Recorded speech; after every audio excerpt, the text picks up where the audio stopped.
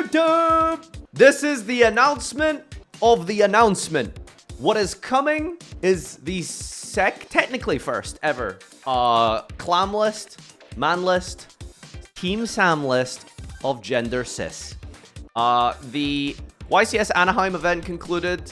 The Farfa Genesys Open Invitational. And I think there was one other big online tournament, but I don't remember which one it was.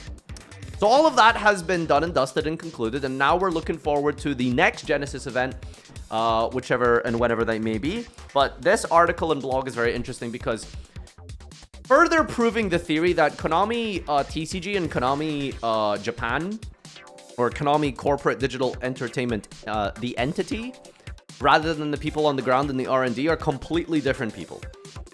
The communication that we've had from these blogs, the discussion points that they've been hitting on, the very verbose, direct speech and language that they have been elucidating to us has been incredible and unprecedented, never seen before in Yu-Gi-Oh history. It feels like you're talking to a real person and you aren't reading like a corporate press release.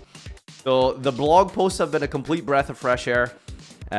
Big shout outs to, I don't even know whose brainchild this is. Who knows if that's technically real or not, but I assume it's probably something involving Billy and Jerome.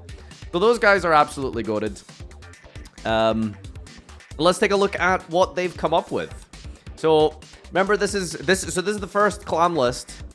Technically, you may recall that we had a update to the points list like 2 or 3 days after Genesys was announced. But that was because of, like, some technical administrative error or something, apparently. I don't know how they managed that, but, you know, it's a little blooper, okay? Don't worry about it too much. So, yeah, this one is going to be a little discussion about what they're planning to do with the format. We're gearing up for the next update to the Genesys point list, which will occur next Monday, the 27th. Clam list! Monday! See you guys then. It's going to be really hype. Stream doesn't end until the ban list is announced. After pouring through all the results from Anaheim and Sao Paulo, here's the categories of cards we're planning to adjust. If someone can link me a breakdown of these events for Genesys, that would be really appreciated. But the problem is I don't actually know how it works because from what I understand, there was just multiple little small tournaments rather than a big one. Or did they already do the Genesys Invitational Sunday events at these? Because I'm pretty sure there's supposed to be one big tournament that the little tournaments on the weekends qualify you for. This will be the first round that changed where we have data, so we're excited. Everything up to now has been through playtesting and theorying, but now that we've got deck lists, we can put the plan in motion. Remember the basic idea. Cards that get played by lots of people will go up, and cards that aren't getting played as much will go down, but point decay is not automatic, and we'll always keep a hand on the wheel to make sure nothing unfun creeps in. Wheel mentioned. Okay, massive, huge piece of information here. Now, it sounds very obvious. Like, if a deck is very popular and it's doing really well, they'll adjust the points accordingly. And a deck that isn't doing very well is going to have some of its points go down. It seems very simple, very basic. But to have this directly laid out, blueprinted for you in communication is you know, good to know that that's their perception of it. Now, another important caveat here is that they say point decay is not automatic, and we keep a hand on it to make sure that nothing unfun creeps in. So, not necessarily the fact that something unpopular, being unpopular means that they're just going to leave it alone or let it be untouched or something, or that it should have its points reduced. If it's unfun, then they're just going to keep it like at a high point value, etc., etc. So probably, you know, floodgates and stuff like that. No one is going to be spending their 100-point budget on a rivalry, but they're very specifically and explicitly saying, hey, listen, unfun strategies will remain high-pointed value regardless. Several cards, severe performance outliers. Certain cards and strategies saw distinctly outsized play rates and success rates. We mentioned extravagance being everywhere in an earlier article, but it's not the only generic draw card that's gone overboard. Oh, okay, so they have recognized that extrav is overboard. Thank God! Do you know why this one means a lot to me? Most of the content we've been doing with Genesys has been created on Master Duel. Do you know how annoying it is to craft multiple URs so that it doesn't get banished as an engine piece for your extravagance? My tinfoil hat theory is that extravagance was a card designed and created to make people buy more product because it makes you buy lots of extra deck monsters that are secret rares, etc., at high rarity. Do you see? Yeah, yeah. That's a different discussion. That's just a tangent. Anyway, for deck themes, there's a nice cluster of reasonably popular and successful deck types. Another smaller cluster are more represented successful than that, and then there's Vanquish Soul. We're glad many players were able to quickly adapt to their advanced format Vanquish decks and try out the format in the first few weekends of the events, but Vanquish Soul players should expect to make some sacrifices in both engine and non-engine on Monday. Alright, literally just telling you, hey, Vanquish Soul players, sell up right now. Sell up right now. Excessive use of generics. There's a few of these, and several just need to be brought in line with similar cards that already costed appropriately, but not entirely draw effects, special summon and get a card monsters, and Solemn Judgment variants. I don't know what cards they mean by Solemn Judgment variants. What even are the Solemn Judgment variants here? These are popular Genesys decks, so... Iron Thunder, what, was that very popular at these events? Special summon and get a card. I mean, how is Habakiri 0 points, by the way? I guess because Ritual is 60. What about the main deck? Saji's also 0. What else has been popular? Trudrick, okay. But these are not the invitational ones here. This is Sao Paulo, and this is the Anaheim one. Anaheim had 315 players. Am I mistaken? Am I reading that correctly? 40 at Sao Paulo, 45. Oh no, never, definitely misread that. Vanquish Soul, Odeon, Exo, Generator, Radiant Typhoon. Generator being another culprit of the deck here, but we got some draw cards in there. There's Kaji Curse. This is a D-draw for level 9s, I believe. God, that'd be crazy to see that card get a hit. Now, I wonder if they're going to do anything about Odeon, by the way. Because this card won the Farfa Invitational? Or did it? No, it got 2 top cut spots at least. I don't know if it actually won, but yeah. Okay, so yeah. New cards for themes with points already. You'll get 1 weekend to play it for 0, but the Fallen and the Virtuous will be getting some points on Monday. The Fallen and the Virtuous. Is that the broken quick play spell that just came out? That's the pop and send one, right? Yeah, okay. Yeah, that card is crazy. So, definitely gonna need some points on that one. There's a good number of powerful spells on the list that seem a little too costly to tempt duels into playing them. Mirage of Nightmare is a good example of this. Mirage of Nightmare is the card that lets you draw until your hand size is 4 on your opponent's turn, I believe, right?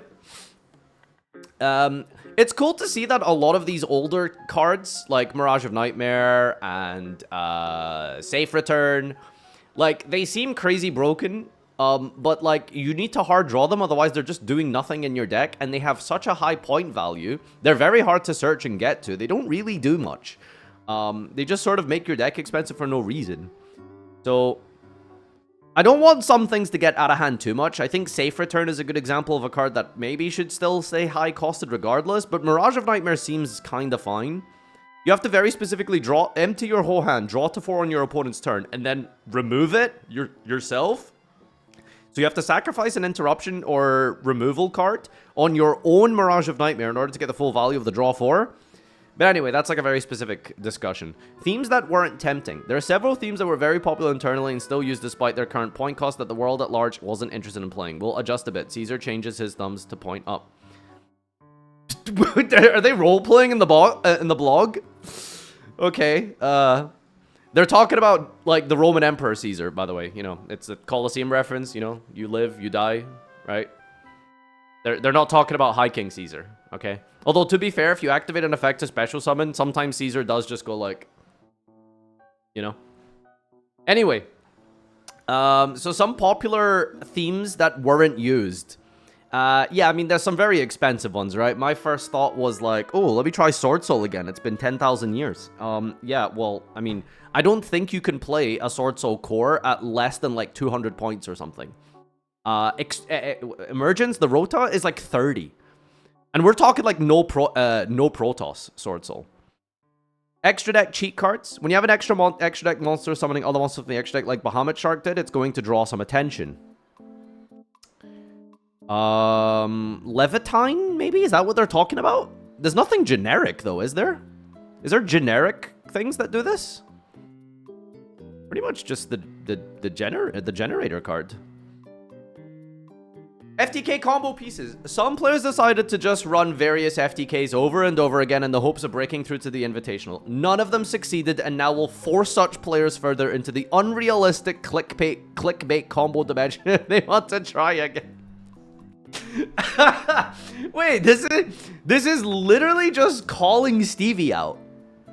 Like, this is just a direct person reference to Stevie. Okay, for those of you who don't know the context and story, Stevie has spent, like, his entire previous month, trying to break FTK. Look at this! So, Stevie took last... What? I went undefeated at Yu-Gi-Oh! Genesis with last turn. Well, apparently he didn't. Did he or did he not? Wait, I'm so confused. So yeah, I went undefeated at Yu-Gi-Oh! Genesis with last turn. The Ash Blossom versus last turn incident. Last turn ruling document rabbit hole. The ethics of playing Stevie's made like 4 videos about last turn in the last month, dude. So he's literally called out for this. Yeah, I don't know what the long-term, what's the word? Vision is for last turn, because it's a card that hasn't had a printing ever. Reprinting, I believe. I'm not mistaken, right? So, meaning, most important for that isn't like the cost or anything associated with it. It's the fact that it doesn't have like PSET. So it's very hard to kind of, I mean, basically most of the rulings for that card are pretty much just made up. So who knows what they're trying to do with that? Maybe they'll just let it be a thing and then make some rulings about it, or maybe they'll just like, will it be the first Hall of Fame card? Put it to 101 points. Ideally, it's either 101 or proper PSET. Yeah, Genesis, I mean, the whole point of Genesis is they're not going to ban anything. I mean, there's a lot of cards that are effectively banned, but not literally banned. Literally banning a Genesis card would be either, even theoretically, putting a Genesis card ban list where you put a card at 101 points. That technically isn't really banning it, though, because they did say they want multiple different styles of Genesis. Like, there'll be, like, 100-point tournaments. There will be 200-point events. But I think that's more of a, how would you describe it? Maybe it's like, I don't know, Yu-Gi-Oh! Isn't a very good example, but maybe it's like Magic the Gathering, where there's a main format, and then similar formats to it. Like, there's standard, but then there's also, like, advanced or vintage, or pauper. So, like, yeah, there's, like, one main semi-standard format, and there's, like, a couple around it, but most people are just going to be playing the advanced one. And then, of course, you have, like, the very different format, which is, like, Commander, but, you know, whatever. I might be just completely yapping here. I don't know if that's a very good analogy. You know, Farfa analogies, what can I say? Moving on. Cards likely to become an issue, but we just can't prove it yet. Absolute freaking doctor take here? What? We're still building and testing decks internally, and there's some cards we anticipate to get unfun and out of hand at some point in the next month if we don't adjust them now. I mean, internally? I feel like you don't need to test shit internally unless they are pre-release cards or cards that haven't been dropped yet. Like, at this point, Genesis is out in the wild. Like, you just let the players mess around with it, right? And we'll find the broken stuff. A few cards cause issues with the progression of the game or create conflict external to the game between the players that must then be resolved by the judges. An example of this card is Question. Oh, it's very funny. They just didn't want to mention Stevie. Yeah, I don't think this one is that relevant. The ruling nightmare was last turn. For anyone who, like, saw this unfold, it's, did he show, like, a recording of it?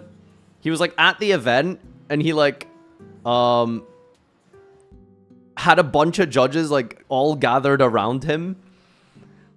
Like, 4 freaking head judge appeals and teams together trying to, like, figure out, like, the ruling to, like, a situation and stuff. So that one is definitely the biggest issue rather than Question. But anyway, yeah, TLDR suspends a critical part of the official tournament policy for the duration of its activation resolution, making trouble for everyone involved. By making it more expensive than Monster Reborn, the use of Question will be questionable. Haha, got it? So this is a very cop-out way to address this, right? Like, okay, so Question is a card that basically TLDR has been making like miserable situations at events because of like ruling issues and judge questions and all that kind of stuff. So they're going to make it more expensive than Reborn, as I guess that's part of the combo or whatever. And then it means that they are just going to, and I think it's a very, like, this is maybe the first ever situation I'm going to disagree with their approach in Genesys format. They're going to approach this by, rather than, you know, like, giving a ruling, crazy, I know, like, doing a ruling, giving an announcement or updating something somewhere, a ruling database, they're just going to make the card more expensive point-wise so people don't play it. Like, that's just not dealing with the problem. They're just pushing it aside. So, yeah, I don't know. That's a big cop-out, and I don't really think that's a very good good way to approach it. So anyway, that's the Genesys format stuff here. Again, huge W from the communication aspect of things. Always happy to see that. Always a big fan of any form of, you know, player updates and stuff like that. So that's great to see. For now, though, I hope that we get more communication and updates and frequent changes to the format to at least keep it a buck here. We got the clip. Ethan. Stevie, smile. You got the fucking armada out here. Bro. How many judges? Let me tell you right now. 1, 2, 3, 4, 5, 6, plus the head judge. 7 judges over last turn. Okay, so in order to avoid these situations, we need a Genesys ban list. All right, solve it, Konami. Solve it.